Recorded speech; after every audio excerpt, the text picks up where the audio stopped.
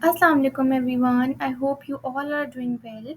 So today we are going to discuss about Room's expectancy model or VIE theory of motivation. So let's get started.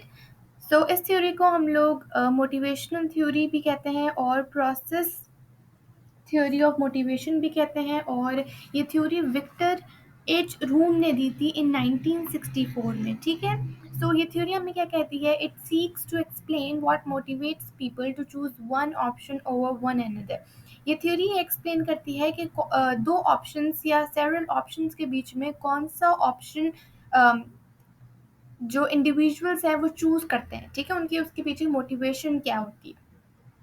उसके अलावा according to this expectancy theory of Victor H. Room, the behavior we choose will always be the one that maximizes our pleasure and minimizes our pain। ठीक है, उनके according हम वो वाला behaviour, वो वाली जॉब, वो वाली सिचुएशन चूज करते हैं जो हमेशा हमारा जो प्लेजर है, हमारी हैप्पीनेस है उसको मैक्सिमाइज करती है और हमारा पेन जो है उसको मिनिमाइज करती है। ठीक है, मैंने आपके साथ अभी कौन कौन से पॉइंट्स डिस्कस किए। मैंने आपको बताया कि प्रोसेस थियोरी है, मोटिवेशनल थियोरी है, विक्टर एच रूम ने दी थी इन 1964। उसके अलावा ये theory seeks to explain what motivates people to choose one option over one another.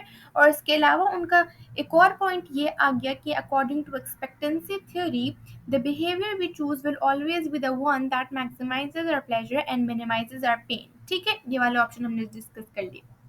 According to Vroom what is motivation? ठीक है, अब हम डिस्कस करने वाले हैं what is motivation according to Victor rooms.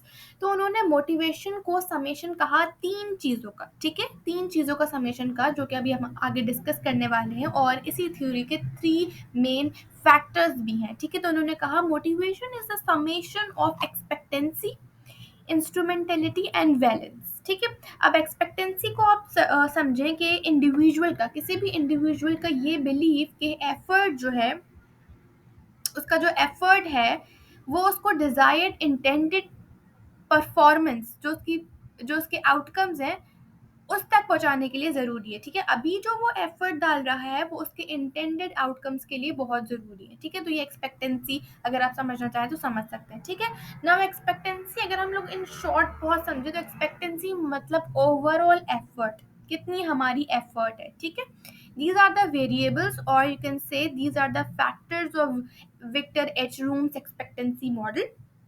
ठीक है, सो एक्सपेक्टेंसी मीन्स हमारा एफर्ट, हम कितना उस पर टाइम दे रहे हैं, कितना एफर्ट दे रहे हैं। ठीक है, एफर्ट। ना एफर्ट के बाद हमारे पास क्या है? इंस्ट्रूमेंटेलिटी।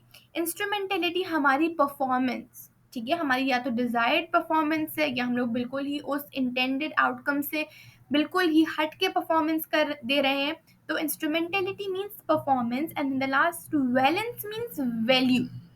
ठीक है, आपका वैल्यू, आपके काम की वैल्यू का है, आपका आउटकम, आपका रिवॉर्ड। ठीक है, so expectancy means effort, then effort will lead to performance and the performance will lead to outcome. So these factors are interrelated. All these factors must be present to motivate an employee or student etc. ये factors किसी भी